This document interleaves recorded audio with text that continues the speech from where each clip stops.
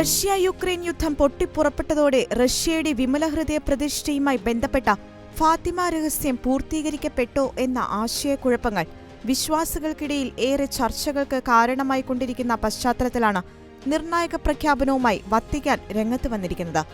1917 ഫാത്തിമയിൽ വെളിപ്പെടുത്തപ്പെട്ട രണ്ടാമത്തെ രഹസ്യത്തിലായിരുന്നു റഷ്യയുടെ വിമലഹൃദയ പ്രതിഷ്ഠ സംബന്ധിച്ച സന്ദേശം പരിശുദ്ധ മറിയം നൽകിയത്.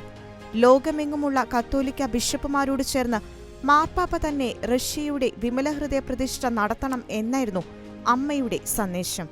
1984 മാർച്ച് 25 സെന്റ് പീറ്റേഴ്സ് ചത്വരത്തിൽ വെച്ച് ഭാഗ്യസ്മരണാർഹനായ വിശുദ്ധ ജോൺ പോൾ രണ്ടാമൻ പാപ്പ ലോകമെങ്ങുമുള്ള ബിഷപ്പുമാരുടെ കൂട്ടായ്മയോട് ചേർന്ന് ലോകം മുഴുവനെയും പ്രത്യേകിച്ച് വിമലഹൃദയത്തിന് പ്രത്യേകമാംവിധം പ്രതിഷ്ഠിക്കപ്പെടേണ്ടതും ഭരമേൽപ്പിക്കപ്പെടേണ്ടതുമായ രാജ്യങ്ങളെയും പരിശുദ്ധ മറിയത്തിന്റെ വിമലഹൃദയത്തിന് പ്രതിഷ്ഠിച്ചതായും ഇതിലൂടെ പരിശുദ്ധ മറിയത്തിന്റെ ആഹ്വാനം നിറവേറ്റിയതായും ഫാത്തിമ സന്ദേശം എന്ന വത്തിക്കാൻ വിശ്വാസ തിരുസംഘത്തിന്റെ ഔദ്യോഗിക രേഖയിൽ പറയുന്നുണ്ട്.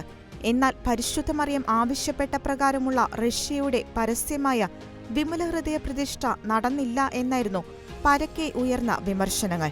വിമലഹൃദയ പ്രതിഷ്ഠയും ആദ്യശനിയാചരണവും നിറവേറ്റപ്പെടാത്ത പക്ഷം റഷ്യ തന്റെ തെറ്റുകൾ പ്രചരിപ്പിക്കുമെന്നും യുദ്ധം ഉണ്ടാകുമെന്നുമുള്ള അമ്മയുടെ സന്ദേശം അനുസ്മരിപ്പിക്കുന്ന വിധത്തിൽ യുക്രൈനുമേൽ റഷ്യ സൈനിക വിന്യാസം നടത്തുകയും യുദ്ധം പൊട്ടിപ്പുറപ്പെടുകയും ചെയ്ത പശ്ചാത്തലത്തിൽ റഷ്യയുടെ വിമലഹൃദയ പ്രതിഷ്ഠ ആഗോള കത്തോലിക്കരുടെ പ്രാർത്ഥനാ വിഷയമായി മാറുകയായിരുന്നു. ഈ സാഹചര്യത്തിലാണ് റഷ്യയുടെ വിമലഹൃദയ പ്രതിഷ്ഠയ്ക്ക് വത്തിക്കാൻ തന്നെ മുൻകൈയെടുത്തിരിക്കുന്നത്. മാർച്ച് 25 വത്തിക്കാനിൽ പാപ്പയും ഫാത്തിമയിൽ കർദിനാൾ കോൺറാഡ് ക്രെജേവ്സ്കിയും റഷ്യയും യുക്രൈനെയും പരിശുദ്ധ മറിയത്തിന്റെ വിമലഹൃദയത്തിന് പ്രതിഷ്ഠിക്കും എന്നാണ് വത്തിക്കാൻ അറിയിച്ചിട്ടുള്ളത്.